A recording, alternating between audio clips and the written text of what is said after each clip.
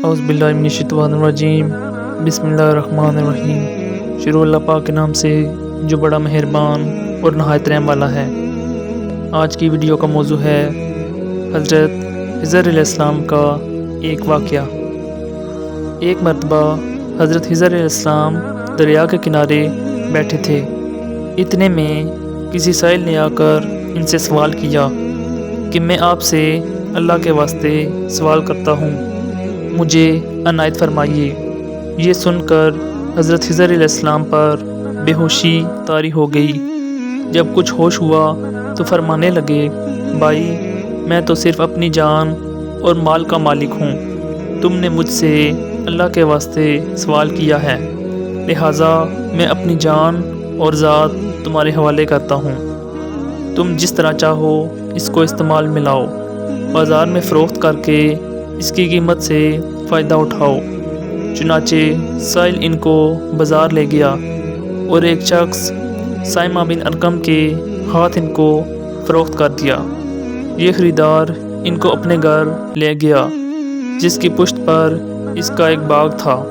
چنانچہ سائمہ نے حضرت خضر علیہ السلام کو ایک کدال دے کر کہا کہ اس سامنے والے پہاڑ جو 3 مربع میل رقبہ میں واقع تھا، مٹی کاٹ کاٹ کر باغ میں ڈالتے رہیں، اور یہ حکم دے کر سائمہ اپنی کسی ضرورت سے کہیں چلا گیا اور حضرت خضر علیہ السلام اس پہاڑ سے مٹی کاٹ کاٹ کر باغ میں ڈالنے لگے۔ جب سائمہ واپس آیا تو اس نے گھر والوں سے دریافت کیا، تم نے غلام کو کھانا بھی کھلایا یا نہیں؟ گھر والوں نے جواب دیا کہ ہمیں معلوم نہیں غلام کہاں ہے۔ یہ سن کر جب سائمہ خود کھانا لے کر باغ میں آیا تو اس نے دیکھا کہ وہ غلام یعنی حضرت خضر علیہ السلام تمام پہاڑ کی مٹی کاٹ کر ڈال چکے ہیں اور اپنے کام سے فارغ ہو کر اپنے مولا حقیقی کی عبادت میں مصروف تھے۔ یہ دیکھ کر سائمہ کو بڑا تعجب ہوا اور اس نے دریافت کیا، یہ تو بتائیے کہ آپ کون ہیں؟ یہ بات سن کر حضرت خضر علیہ السلام پر کچھ بے ہوشی سی طاری ہو گئی، اور پھر افاقہ ہونے پر انہوں نے فرمایا کہ بھائی میں خضر ہوں۔ جس کو سن کر سائمہ کے ہوش اڑ گئے کہ تو نے یہ کیا کیا، ان کو غلام بنا کر ایسے کام پر لگایا، یہ تو انتہائی گستاخی ہوئی۔ پھر ہوش آنے پر سائمہ نے توبہ کی اور پروردگار سے عذر خواہی کے ساتھ حضرت خضر علیہ السلام کو آزاد کر دیا اور جناب باری میں عرض کیا کہ الہ العالمین مجھ سے اس کا مواخذہ نہ فرمائیے، کیونکہ میں ان کو جانتا نہیں تھا۔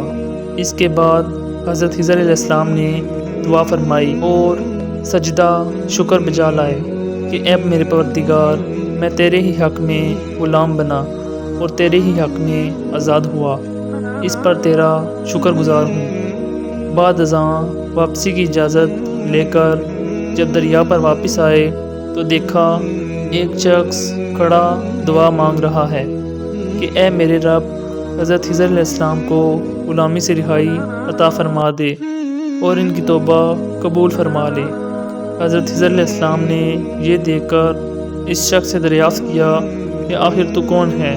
تو اس شخص نے بتایا کہ میں تو شاذون ہوں، آپ کون ہیں؟ انہوں نے فرمایا میں خضر ہوں۔ اس کے بعد شاذون نے کہا، اے خضر، تم نے اپنے لیے رہنے کا مکان بنا کر دنیا طلب کی ہے، کیونکہ خضر علیہ السلام کا دریا کے کنارے پر ایک عبادت خانہ تھا۔